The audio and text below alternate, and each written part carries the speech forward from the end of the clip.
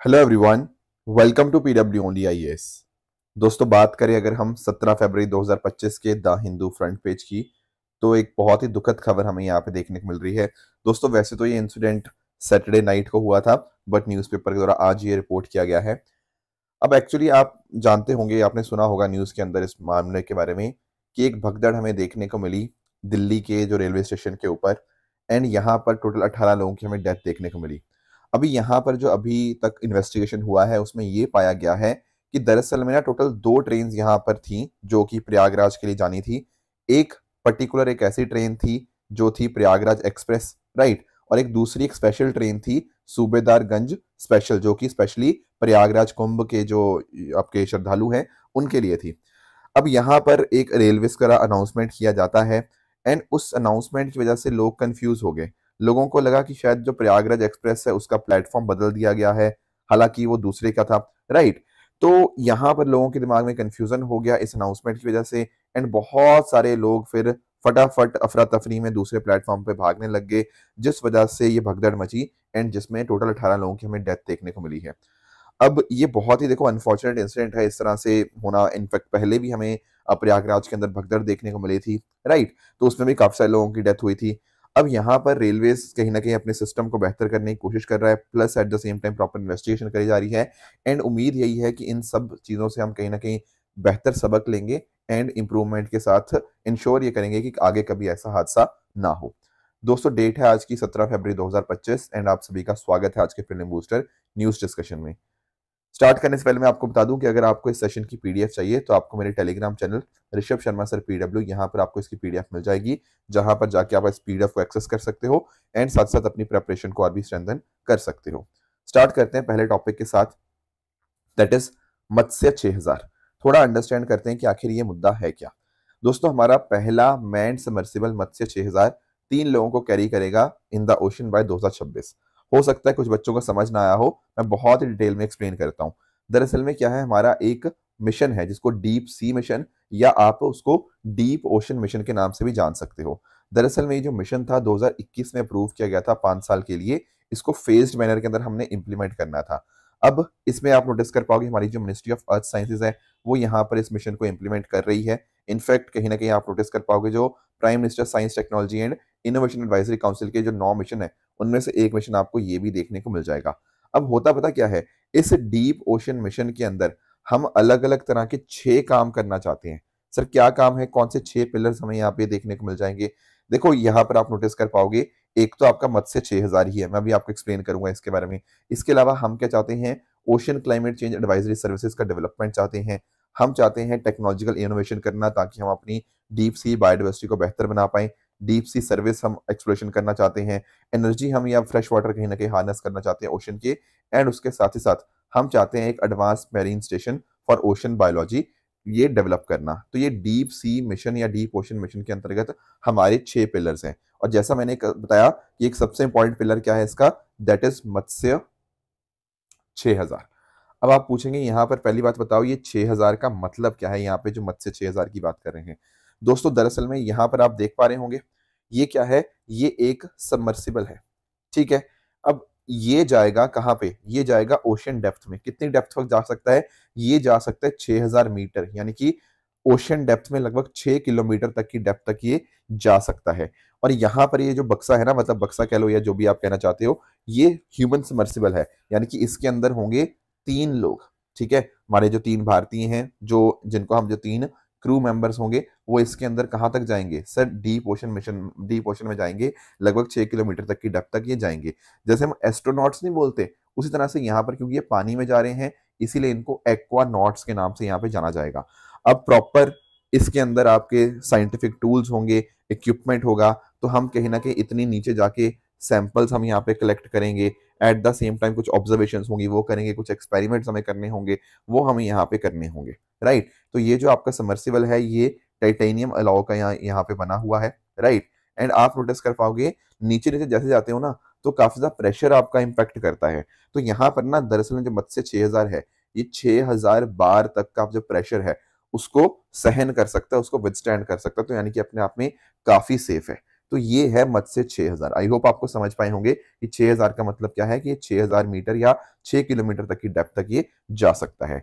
बाकी अगर हम ये इसको अचीव कर लेते हैं, हम ये कैपेबिलिटी, तो डेफिनेटली हम छठे देश बन जाएंगे। अभी तक यूएसए, फ्रांस, चाइना, रशिया और जापान, ये 5 देश ऑलरेडी ये कैपेबिलिटी पा चुके हैं, और इंडिया ये कर पाएगा तो डेफिनेटली इंडिया भी इसका छठा देश यहाँ पे बन जाएगा। तो ध्यान क्या रखना है कि जो मत्स्य 6000 है इसको डेवलप किया गया है by NIOT, national institute of ocean technology Chennai, under the Samudrayaan mission as a component of deep ocean mission of ministry of earth sciences. ये कुछ बातें थी जो यहाँ पे आपको पता होनी चाहिए थी इसके बारे में। राइट दोस्तों, जैसा कि आप जानते होंगे कि प्रीलिम्स बहुत नजदीक आ रहा है, एंड इसी चीज के लिए बेहतर प्रिपेयर करवाने के लिए हमारी टीम लाई है all India prelims mock test 2025। दोस्तों ये जो टेस्ट होगा ये 23 फरवरी को कंडक्ट किया जाएगा, एंड डेफिनेटली जो अलग अलग सेंटर सिटीज जहाँ पर आप ये टेस्ट दे सकते हो वो सारी आपके सामने यहाँ पर मेंशन्ड है।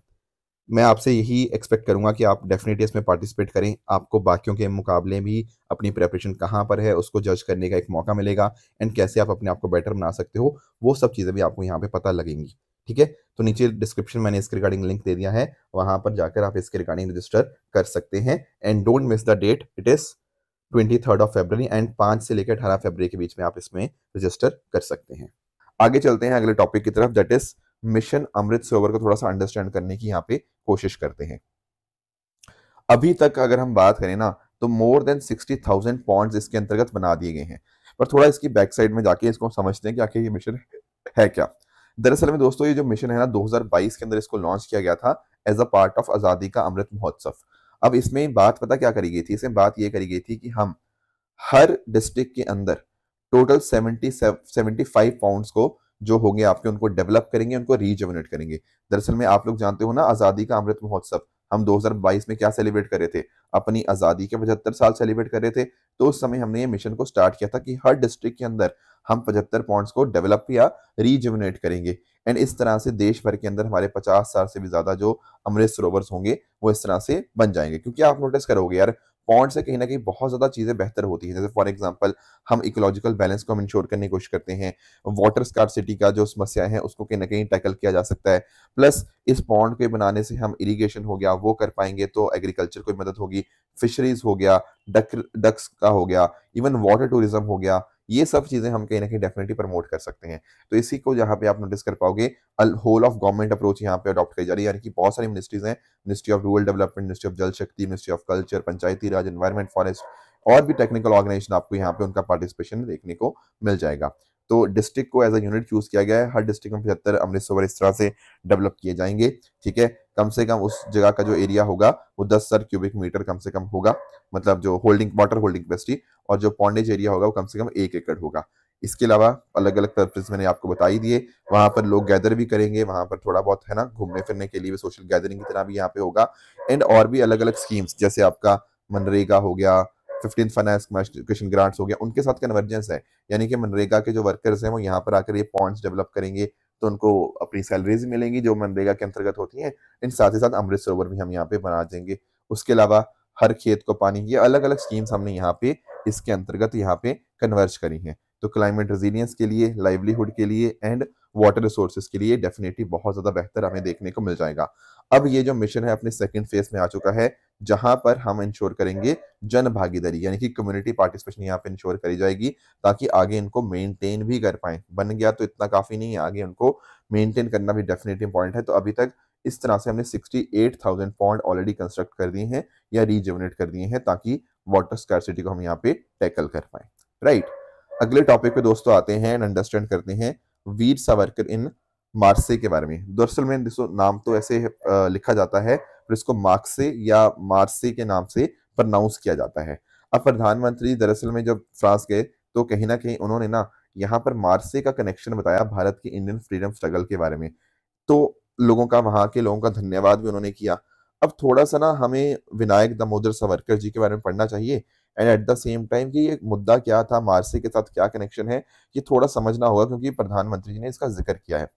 देखो यार मैं चलो बाकी बातें बाद में, पहले आप ये बात अंडरस्टैंड करें कि इनकी थोड़ी हम हिस्ट्री जानने की कोशिश करते हैं। तो इनका जन्म जो था वो महाराष्ट्र के अंदर हुआ था, एंड इसके इनके अलावा अगर मैं बात करूं तो हिंदू महासभा के बहुत इंपॉर्टेंट मेंबर थे। दरअसल में ना आपको यहाँ पे कुछ चीजें बताता हूँ। यहाँ पर ना आपको अलग अलग एसोसिएशन इनकी जो थी उनका आपको आइडिया होना चाहिए। जैसे फॉर एग्जांपल एक मित्र मेला आपको देखने को मिलता है। तो मित्र मेला दरअसल में अभिनव भारत सोसाइटी का एक प्रेडिसेसर था, यानी कि इसके अंदर बहुत सारे रेवोल्यूशनरी आइडियाज उनको डिस्कस किया जाता था, है ना। एंड बाकी लोग भी इसके तरह, मतलब ये सब लोग जो थे थोड़े रेवोल्यूशनरी वर्क्स के यहाँ पे परफॉर्म किया करते थे। बाद में फॉर्मेशन होता है अभिनव भारत सोसाइटी का। अब आपको ध्यान क्या रखना है, यहाँ पर इसके फाउंडर कौन थे? फाउंडर आपके यही विनायक दामोदर सावरकर ही थे, और साथ साथ उनके जो ब्रदर गणेश दामोदर सावरकर, उनके द्वारा 1904 में फॉर्म किया गया था। रेवोल्यूशनरीज और पॉलिटिकल एक्टिविटीज काफी सारे यहाँ पे इसके अंतर्गत हुई। इसके अलावा आपको ध्यान में रखना है ये इंडिया हाउस के साथ एसोसिएटेड थे। ध्यान क्या रखना है, इंडिया हाउस इन्होंने नहीं फाउंड किया, फाउंड तो हुआ था श्यामजी कृष्ण वर्मा जी के द्वारा 1905 के अंदर, पर इंडिया हाउस के साथ ये काफी लंबे समय तक जुड़े रहे थे। इसके अलावा अगर मैं बात करूं फ्री इंडिया सोसाइटी लंदन के अंदर 1906 के अंदर इन्होंने यहाँ पे स्टैब्लिश करी।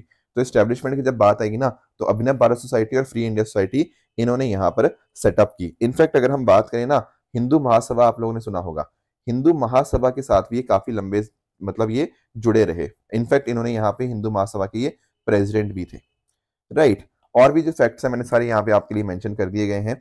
अब एक्चुअल में होता पता क्या है, जब ये कहीं ना कहीं विदेश में थे, तब उस वजह से क्या उस टाइम के ऊपर भी विदेशों में भी इन्होंने अलग अलग एक्टिविटीज परफॉर्म करी। खासकर मैं अगर बात करूं यहाँ पे लंदन की, तो लंदन में 1910 के अंदर अगर हमें देखने को मिलता है कि उस समय कहीं ना कहीं इनकी स्पीचेस की वजह से, इनके अलग अलग जो इन्होंने पैम्फलेट्स बांटे स्टेट के अगेंस्ट, उस वजह से इनको अरेस्ट कर लिया गया था। एंड अरेस्ट करके इनको भारत भेजा जा रहा था वापस जेल के लिए और पूरा का पूरा ट्रायल के लिए। तो जब ये रास्ते में दरअसल में ना फ्रांस पहुंचते हैं मार्से, ठीक है, तब कोशिश करते हैं कि शिप से ये किसी तरह से भाग जाए। तो इनफैक्ट मार्से वाली जगह के ऊपर ना ये शिप से कूद भी जाते हैं। एंड फिर जब शिप से कूदते हैं तो कहीं ना कहीं स्विम करते हुए ये आपस में जो जो फ्रांस का जो शोर होता है वहां तक पहुंच जाते हैं, ठीक है। यानी कि ना चकमा देके पुलिस को एक तरह से ये भागने की कोशिश करते हैं। एंड इनफैक्ट ये पहुंच भी जाते हैं फ्रांस की जमीन के ऊपर। अब वहां पे फ्रांस की जमीन के ऊपर यहाँ पे इनकी कोशिश ये थी कि फ्रांस पुलिस को, जो है वहां की फ्रेंच पुलिस है, उनको यहाँ पे सरेंडर कर देंगे। फिर फ्रेंच पुलिस से असाइलम मांग लेंगे फ्रेंच से, एंड कहीं ना कहीं उनको जो ये दिक्कत देनी थी ब्रिटिशर्स ने, उससे बच जाएंगे, ऐसी इनकी कोशिश थी। पर दरअसल में जो फ्रेंच लोग थे, जो फ्रेंच पुलिस जिसने इन्होंने गिरफ्तार किया जिसको, उनको इंग्लिश नहीं आती थी, तो इस वजह से वो समझ ही नहीं पाए कि वो कहना क्या चाह रहे हैं। एंड इन्होंने पता क्या किया, उन्होंने फ्रेंच पुलिस ने इनको वापस दे दिया ब्रिटिशर्स को ही। उनको लगा अच्छा ये कोई चोर है जो ब्रिटिशर की जो शिप थी उससे कूद कर आ चुका है, तो उन्होंने ब्रिटिशर को वापस दे दिया।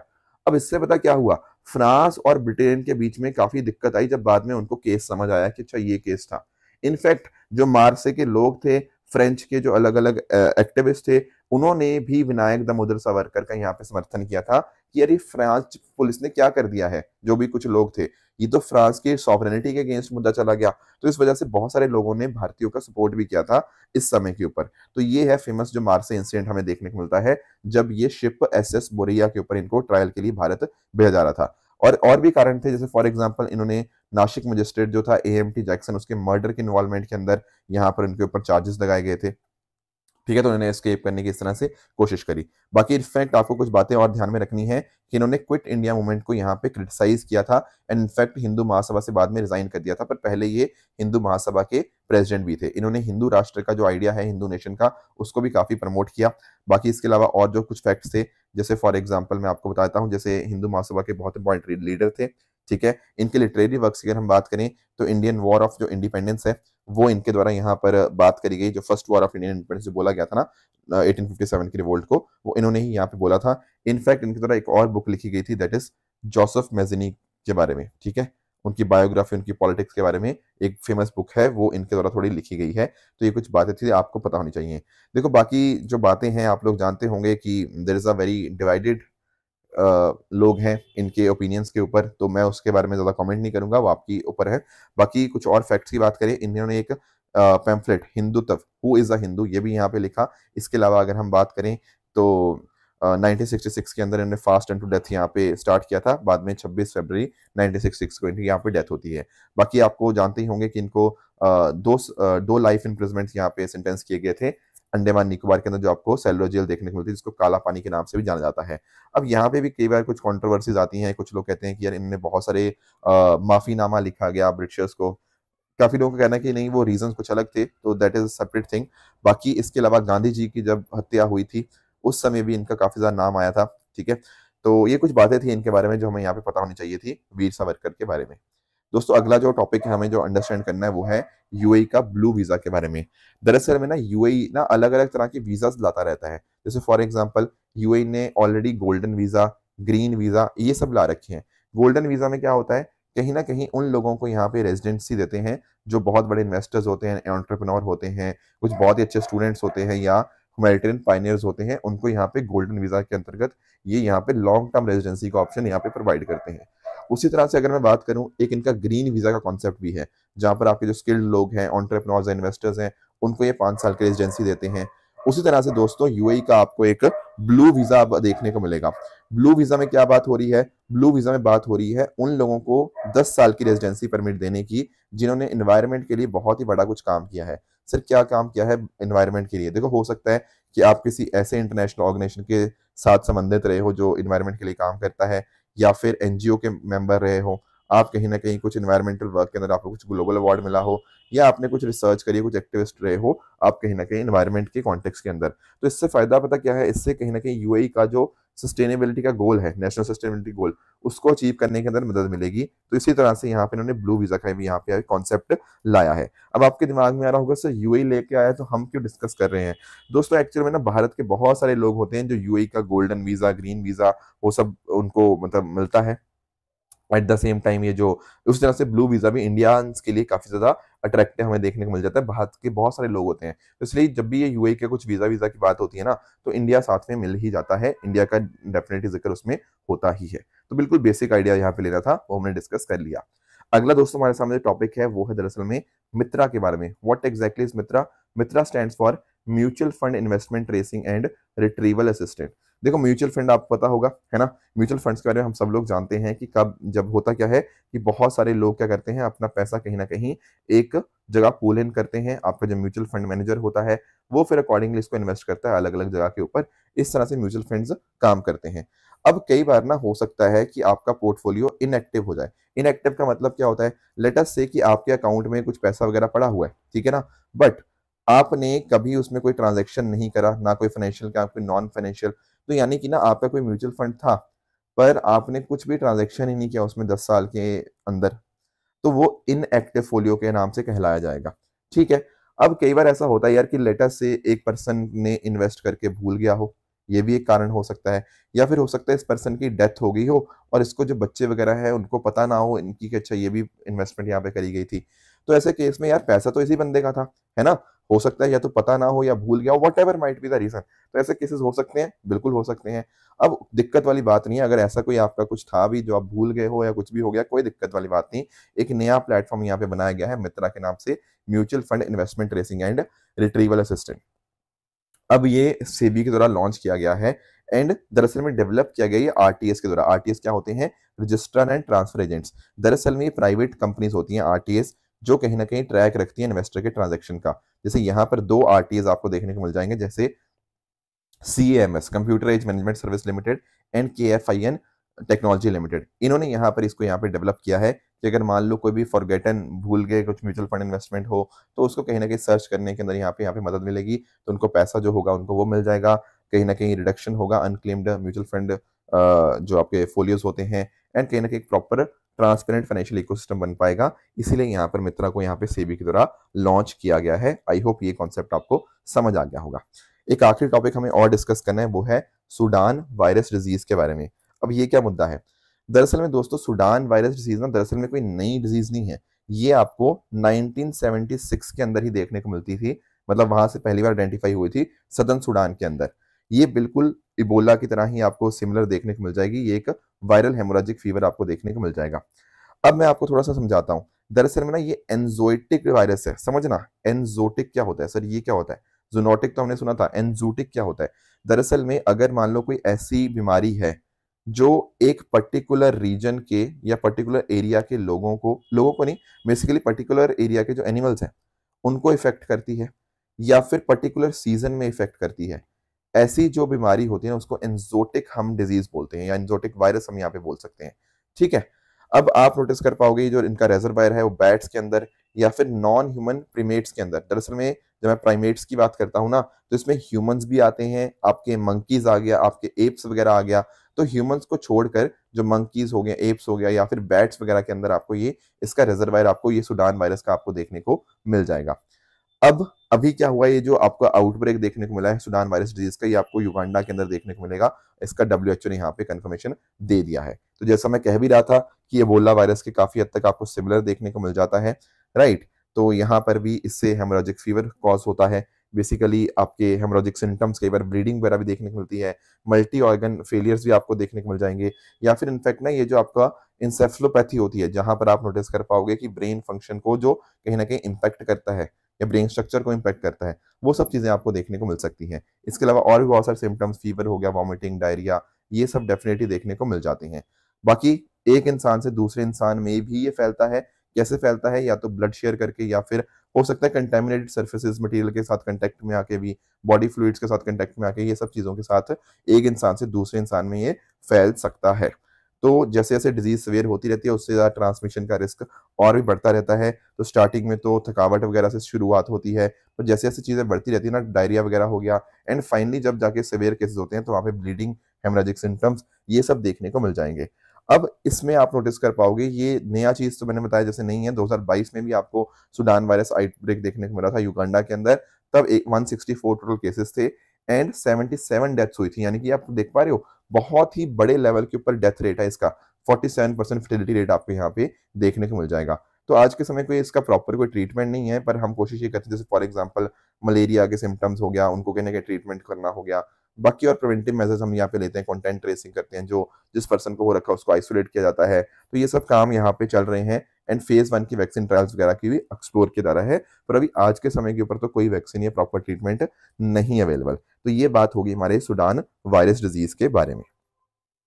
अब दोस्तों बात कर लेते हैं अपने ट्रू एंड फॉल्स स्टेटमेंट्स की। यहाँ पर आपके सामने 4 स्टेटमेंट्स हैं, आप इनको पढ़िएगा, बताइएगा इनमें से कौन सा सही है एंड कौन सा गलत है। कल दोस्तों जो हमने, कल नहीं सैटरडे, जो आपको मैंने होमवर्क दिया था वो था ब्रह्मोस एनजी के बारे में। अब इसका जो स्पीड था ना, it was up to 3.5 Mach, यानी कि 3.5 times the sound of the speed. तो ये पहला स्टेटमेंट इसलिए यहाँ पे इनकरेक्ट हो जाएगा, 1 मैक नहीं है। सेकंड स्टेटमेंट था ब्रह्मगिरी वाइल्ड लाइफ सेंचुरी के बारे में। तो ये ईस्टर्न घाट्स के अंदर नहीं बल्कि वेस्टर्न घाट्स के अंदर है, और तमिलनाडु के अंदर नहीं, ये आपको कर्नाटका स्टेट के अंदर आपको देखने को मिलेगा। तो सेकंड स्टेटमेंट आपका यहाँ पे इनकरेक्ट हो जाएगा। बात करें दोस्तों तीसरे स्टेटमेंट की, ऑयल पाम ट्री, ये साउथ ईस्ट एशिया के नहीं बल्कि आपके जो वेस्टर्न अफ्रीका है ना, उसके नेटिव आपको देखने को मिलते हैं, इसलिए ये स्टेटमेंट आपका यहाँ पे इनकरेक्ट रहेगा। तो दोस्तों ये थी हमारी आज की डिस्कशन। इस तरह से आप सब लोग अपने एंड पे हार्डवर्क करते रहिए। Thank you so much for joining, all the very best.